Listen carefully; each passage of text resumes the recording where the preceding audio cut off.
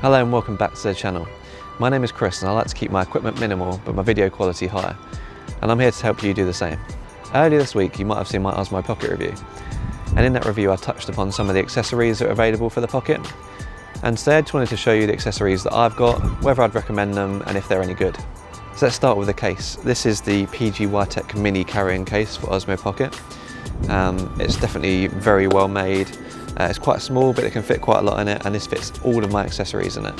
So this comes with me literally everywhere and fits everything that I need into it. So inside I have the DJI Osmo Pocket in its rubberized case.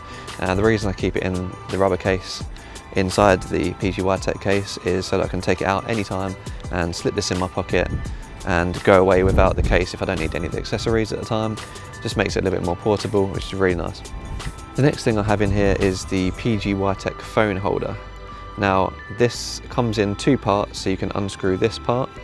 I think it's really great because sometimes if you're connecting the Osmo Pocket to the phone using the included USBC that's connected to the Osmo Pocket, sometimes it can feel a little bit unsturdy, sometimes it can lose connection. This just makes the connection a little bit more sturdy. Also, a bonus of this is that on the bottom it includes the tripod thread, so you can connect it to a tripod. This is something the Osmo Pocket is missing, which I mentioned in my review. So it's great to have an accessory that allows you to put the Osmo Pocket onto a tripod.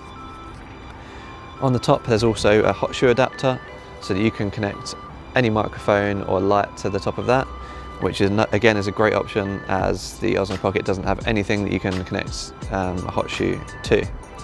Okay, so the next thing I have in here is my Polar Pro filters, ND filters. I have ND 4, 8 and 16. These just allow me to keep my shutter speed quite low so I get nice smooth cinematic footage.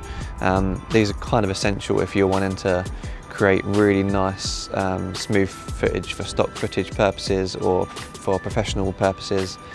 So I'd highly recommend getting these ND filters. Polar Pro do really nice quality filters. I decided to invest in the best, and they really are worth it. They just go on the front of a magnet and they will help you get a lot smoother footage. And talking about ND filters, on the Osmo Pocket itself I have the ND 1000 filter by Freewell.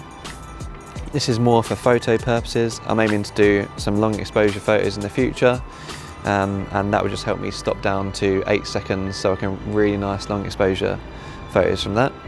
I haven't done as much as I'd hoped to yet, but I do hope to do some in the future. So in the top of the case here we have some USB-C cables. So there's two USB-C cables in here, one for the Osmo Pocket and one for the Lite, which I'm about to show you now. So if you put this down and open this up, I have inside the Aperture ALM XLite. Now this light is highly recommended by YouTubers like Peter McKinnon, and I can say that even though it's a little bit pricey, it is extremely powerful. This light is very tiny, it literally fits in the palm of my hand, but it turns out some really bright light.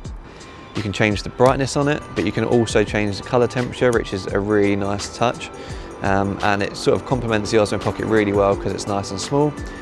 If you're in a market for a light for the Osmo Pocket but you want something a little bit cheaper, then they also do an ALM9, which is also a really powerful light.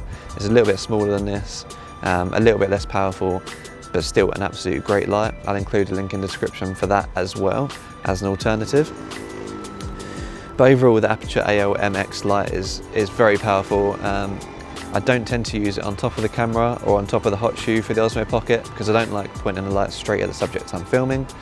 Instead, I'll put it on a tripod with the tripod thread, or I'll hold it off to the side and then get some really nice lighting. It's good for a fill light in a pinch, or I use it a lot for weddings if I'm backlighting the couple and I want something to focus on, or I don't want them to be a complete silhouette, then I'll use this to sort of light from the front. So one thing I don't always take with me is this SkyReach tripod adapter. This is really good. The Osmo Pocket just slips in here, and then you can connect it to any tripod with the tripod thread at the bottom. Now this is great if you want to connect your Osmo Pocket to a tripod but don't want to connect your phone to it, so it's really good in a pinch. Definitely recommend it, but since I've got the PG-Tech phone holder now, even if I'm not using the phone I still use that to connect the Osmo Pocket to a tripod. So that's it, that's my list of accessories for the DJI Osmo Pocket. Some people say that the accessories make it a little bit less portable, but this PG Tech mini carrying case literally comes with me everywhere. Whether I'm on holiday or I'm on a day out or I'm just going out with friends, I take this with me and I can capture anything at any time.